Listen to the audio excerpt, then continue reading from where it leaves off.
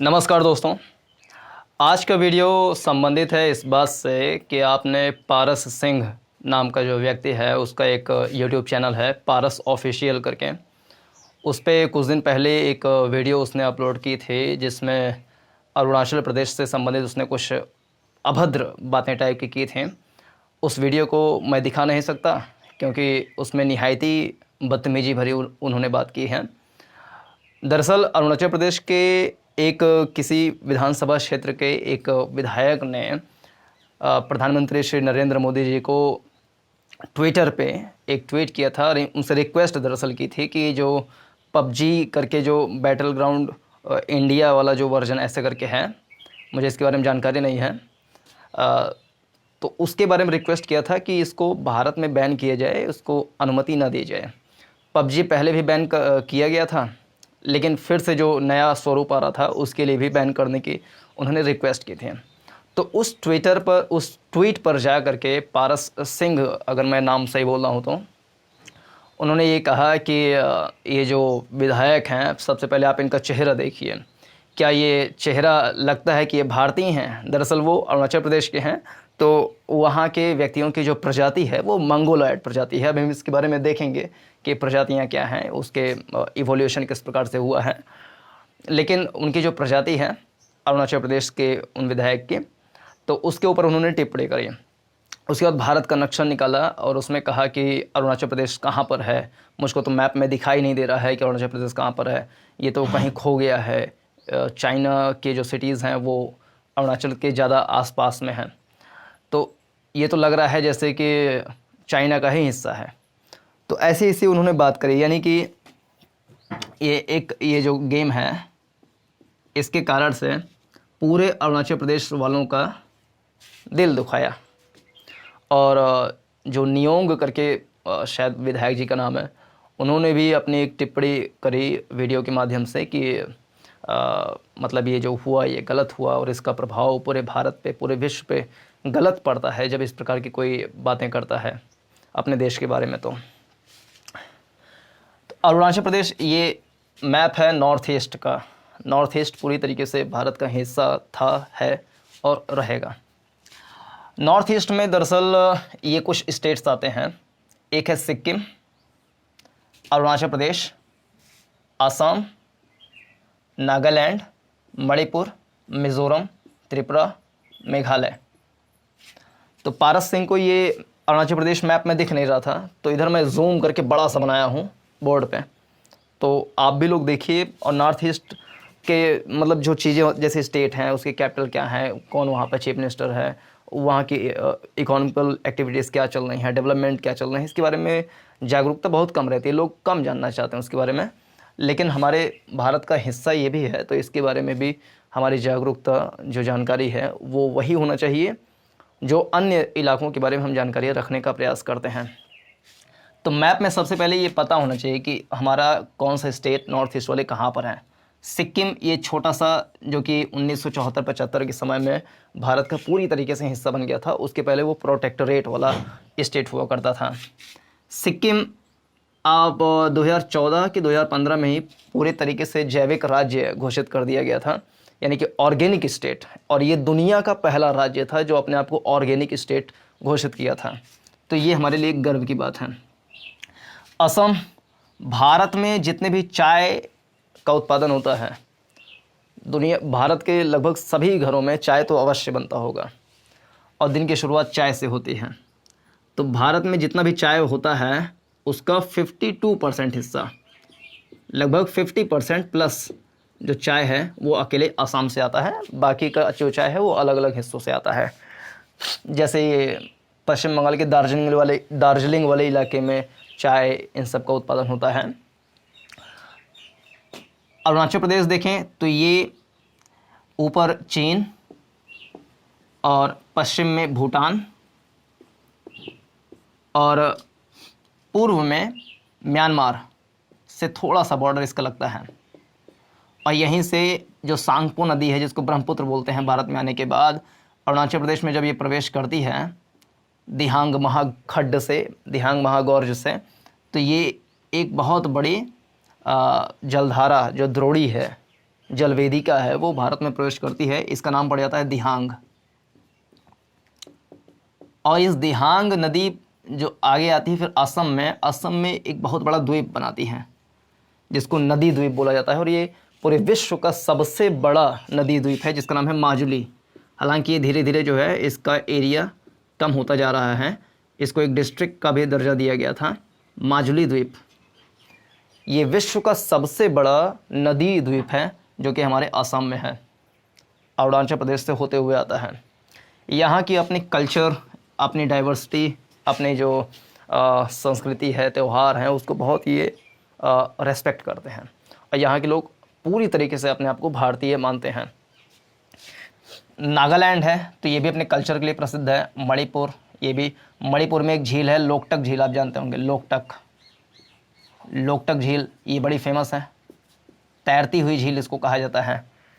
मिज़ोरम है तो इसकी अपनी अलग खासियत है। त्रिपुरा है, ये 3 तरफ से जो है बांग्लादेश से घिरा हुआ है। मिज़ोरम के इधर म्यांमार है और थोड़ा से बांग्लादेश से भी ये लगता है। मेघालय है, मेघालय में मौसिनराम वाला जो एक शहर है वहाँ पर विश्व में सबसे ज़्यादा बारिश यहीं पर होती है। मेघालय में अगर देखें, मेघालय स्टेट में, तो वार्षिक वर्षा जो है वो 400 सेंटीमीटर होती है। बहुत सारी चीज़ें ऐसे बता सकते हैं। फुटबॉल के लिए सिक्किम जो है फुटबॉल के लिए बड़ा फेमस है। आप और चीज़ों को भी ऐसे ले सकते हैं, जो फेमिनिज़म होता है, मातृसत्तात्मक समाज, वो हमारे नॉर्थ ईस्ट वाले जैसे नागालैंड में या मेघालय में यहाँ पे बड़ा फेमस है।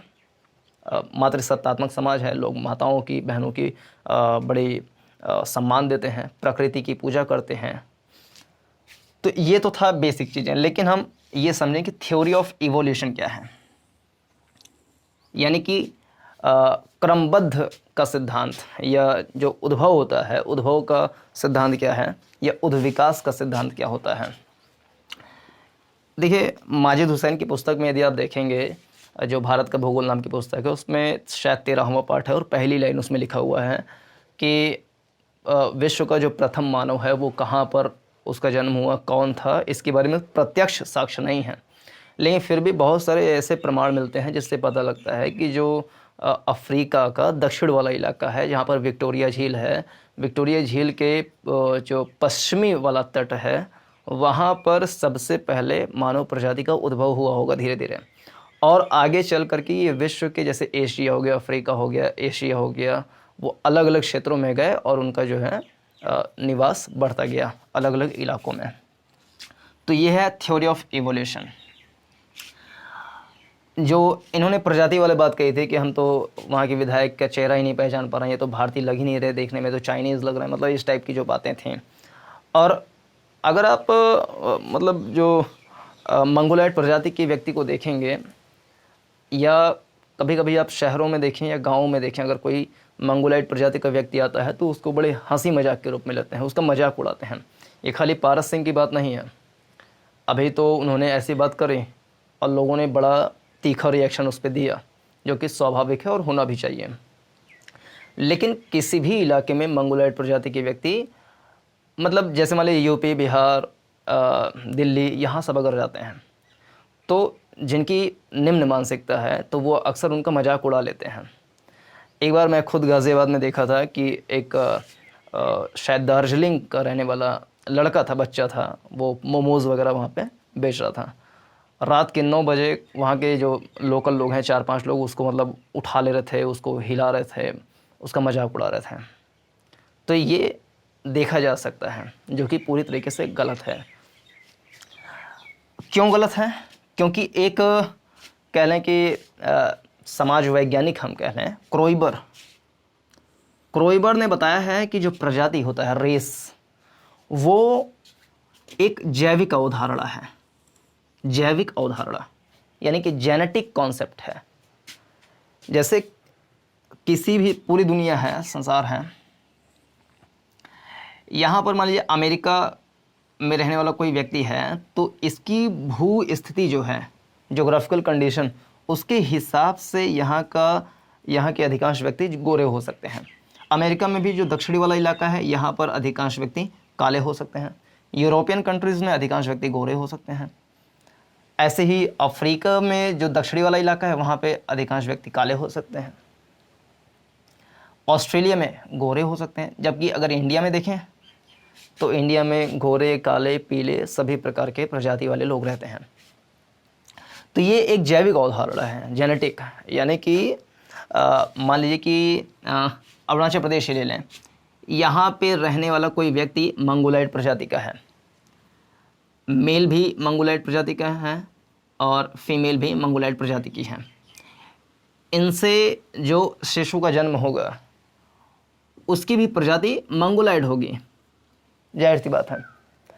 अगर इस मेल का विवाह किसी दूसरे प्रजाति वाली निग्रेटो प्रजाति से होता है तो निग्रेटो का मंगोलाइड का थोड़ा थोड़ा अंश उसमें आ सकता है, जेनेटिक जो गुण हैं, कैरेक्टरिस्टिक्स हैं वो आ सकते हैं, और धीरे धीरे करके उनका जो प्रजाति है, वंश है, उसमें धीरे धीरे इवोल्यूशन हो सकता है, परिवर्तन हो सकता है। लेकिन एक ही प्रजाति के लोगों के बच्चे लगभग उसी प्रजाति में होते हैं, उनकी वो क्वालिटी होती है। लेकिन ये कह लें कि प्रजाति के हिसाब से किसी राष्ट्र को बांटा जाए तो ऐसा संभव नहीं है, क्योंकि राष्ट्र को बांटने के अनेक पैमाने हो सकते हैं। भाषा के आधार पर हो सकता है, या कह लें राष्ट्रीयता, जातीयता, इन सब के आधार पर हो सकता है, धर्म के भी आधार पर हो सकता है।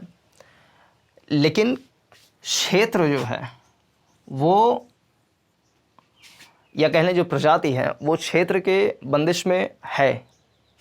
यहाँ पे रहने वाला व्यक्ति जो है अगर एक ख़ास किस्म का होता है तो वो उसी किस्म का होगा, उसकी प्रजाति को चेंज नहीं किया जा सकता। तो उस पर हम मजाक नहीं उड़ा सकते और ना ही उसको अपने देश के बाहर के हिस्से का व्यक्ति हम मान सकते हैं, क्योंकि वो एक क्षेत्रीय मामला है, एक वंशज मामला है, जेनेटिक इशू है। तो क्रोइबर ने कहा है कि ये एक जैविक अवधारणा है, ये सांस्कृतिक या सामाजिक अवधारणा नहीं है। This is not a cultural और सोशल कॉन्सेप्ट। इसका मतलब यहाँ के व्यक्तियों को या नॉर्थ ईस्ट के व्यक्तियों को हम ये जैविक अवधारणा के आधार पर अपने राष्ट्र का हिस्सा न माने या उसको मजाक उड़ाएं, ये पूरी तरीके से अनैतिक है, इमोरल है। और इंडिया की अगर हिस्ट्री देखें, मॉडर्न हिस्ट्री, मेडिवल हिस्ट्री, तो यहाँ पर दुनिया के अलग अलग हिस्सों से लोग आए हैं, रहे हैं, अपने कल्चर को लेकर के आए हैं, यहाँ पर दिए हैं, हमारे कल्चर का हिस्सा लिए हैं, और पूरी तरीके से मिक्स्ड या कंपोजिट जो कल्चर होता है उसका विकास हुआ है। यूनिटी इन डाइवर्सिटी जो होता है, अनेकता में एकता वाला सिद्धांत यहाँ पर पूरी तरीके से दृष्टिगोचर होता है। और इस प्रकार की जो टिप्पणियाँ हैं वो कहीं ना कहीं इसको ठेस पहुँचाने का प्रयास करती हैं। लेकिन India is very solid in nature as well as soft in nature. तो ऐसी चीज़ों की टिप्पणी पर तीखा रिएक्शन देता है, लेकिन आपस में सद्भाव की भावना को बनाने का प्रयास भी करता है। हट्टन्स एक समाज वैज्ञानिक हम कह लें इनको, उन्होंने जो प्रजातियां हैं, भारत की प्रजातियां हैं, उनको क्लासीफाई किया है 7 वर्गों में, कि भारत में लगभग 7 प्रकार की प्रजातियां रहती हैं। एक है निग्रेटो, द निग्रेटोस प्रजाति या रेस। निग्रेटो भारत की सबसे पुरानी प्रजाति हैं और इनकी संख्या लगभग बहुत कम है। दूसरा है द प्रोटो ऑस्ट्रेलॉयड्स प्रजाति। तीसरा है द अर्ली मेडिटेरेनियन प्रजाति, यानी कि आदि भूमध्य सागरीय प्रजाति। उसके बाद है द एडवांस्ड मेडिटेरेनियन रेस, यानी कि बाद के भूमध्य सागरीय प्रजाति। फिर द प्री वैदिक आर्यंस और द एडवांस्ड मेडिटेरेनियन वाले जो हैं इनकी स्थिति पंजाब, हरियाणा, यहाँ सब है। द प्री वैदिक आर्यंस, उसके बाद आता है वैदिक आर्यंस रेस, और लास्ट में द मंगोलाइट्स रेस। मंगोलाइट्स जो रेस हैं ये जैसे जापान में, मंगोलिया में, रूस में, चाइना में, तिब्बत वाले इलाके में, सिक्किम, भारत के लगभग नॉर्थ ईस्ट वाले इलाके में जो प्रजाति रहती है, या नेपाल में हो गया, नेपाल से सटे उत्तर प्रदेश, बिहार के इलाके में, तो उनकी प्रजाति मंगोलाइड प्रजाति है। उनकी खासियत क्या होती है? कद जो होता है वो हाइट वो छोटी होती है, आँख तिरछी होती है, और जो उनका रंग होता है वो पीला होता है। तो ये उनकी क्षेत्रीय क्वालिटी है, जेनेटिक क्वालिटी है। तो इस जेनेटिक क्वालिटी पे हम किसी का हंसी मजाक नहीं उड़ा सकते हैं। तो इस प्रकार की जो बात थी वो पूरी तरीके से गलत थी, अस्वीकार्य थी और दंडनीय थी। जो आईपीसी, सीआरपीसी जो भी उस पर धाराएँ लग सकती हैं, मेरे ख्याल से उस पर कुछ कार्रवाई भी चल रही है और उसका जो प्रोग्रेस होगा उसके बारे में आप अपडेट होते रहिए गूगल के माध्यम से या अन्य सोर्सेज के माध्यम से। तो इसमें इतना ही, आपकी क्या राय है उसको आप बता सकते हैं। पूरा देखने के लिए बहुत बहुत धन्यवाद। नमस्कार, जय हिंद।